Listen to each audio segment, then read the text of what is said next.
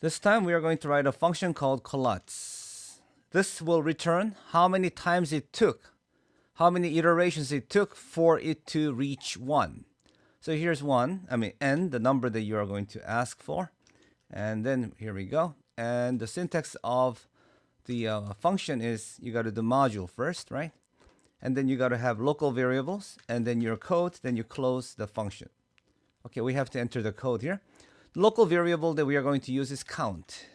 And we'll say count equals 0 first. That's how you get started. And at the end, of course, you will send out count as a return of function. So when you run Collatz, it will tell me what the count was. Okay, and then we have to do a while loop, right?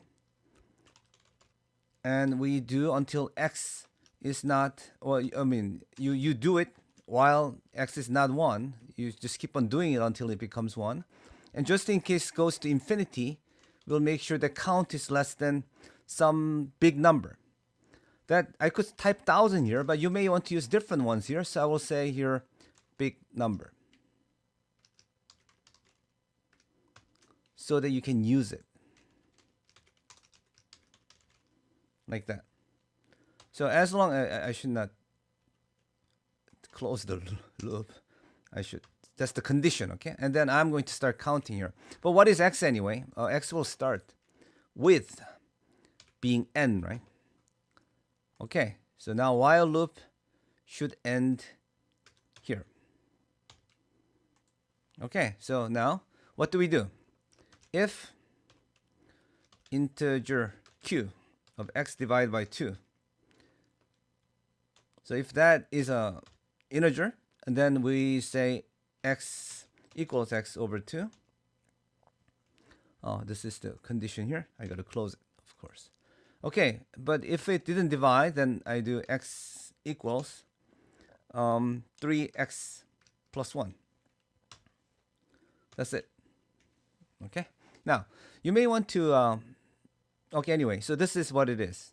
And then every time I do anything, I got to make sure count goes up.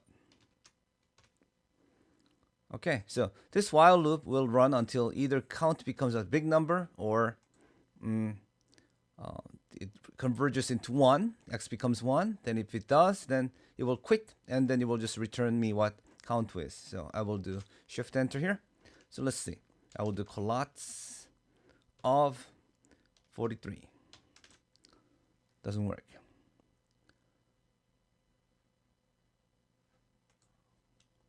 Why doesn't it work? I ran the function here, and I got to enter 2. So it didn't recognize what this was. 43, and I will let it run up to 1,000. Okay, so here's 29. So if it's reached 1,000 iterations, it will give up. So that's what this giving up is all about.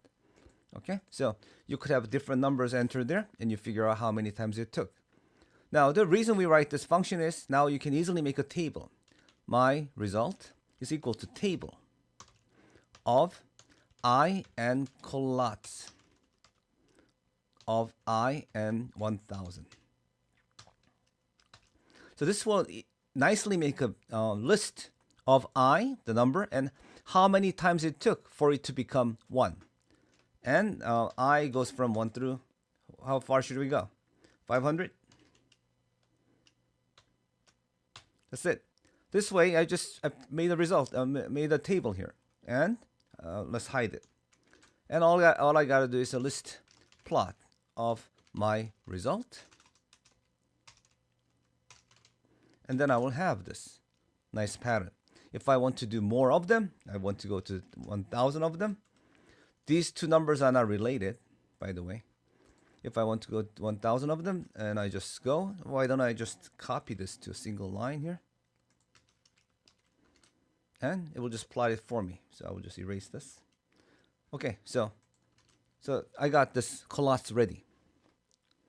Okay, then let's make it even more flexible here. Suppose I wanted to do 4n plus 1, 5x plus 1, and all these numbers. So this number I could change. So what I will do is I will say multiple. Okay, and instead of multiplying by 3 here, I will do multiple times x. So when you run Collatz here, the third number has to be what you're multiplying. So here. So if I do 3 here, that's what it was anyway, so I should get the same result. When I do it, I don't get the same result. I didn't run this. Okay, then I do here. There we go. I got the same result. And this is what you saw before. If I put 4, then it bombs, right?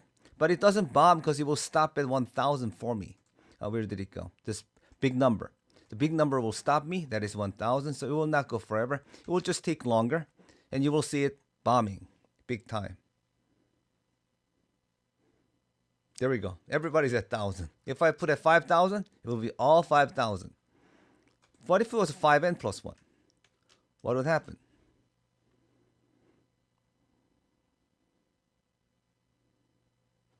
Okay, some of them did well, but others, most of them, they just got stuck in the endless loop.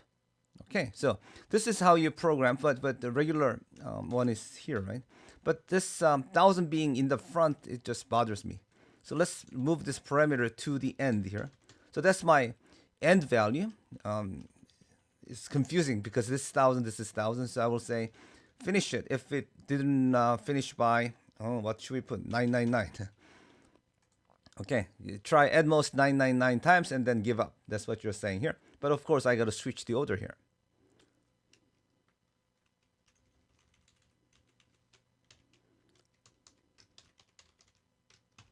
There we go. So I got to run this, and I run this. This time I'll run with 3. So it comes back to the usual one. So this is a much more elegant way of handling this. You got to implement this because I will show you how to expand this now.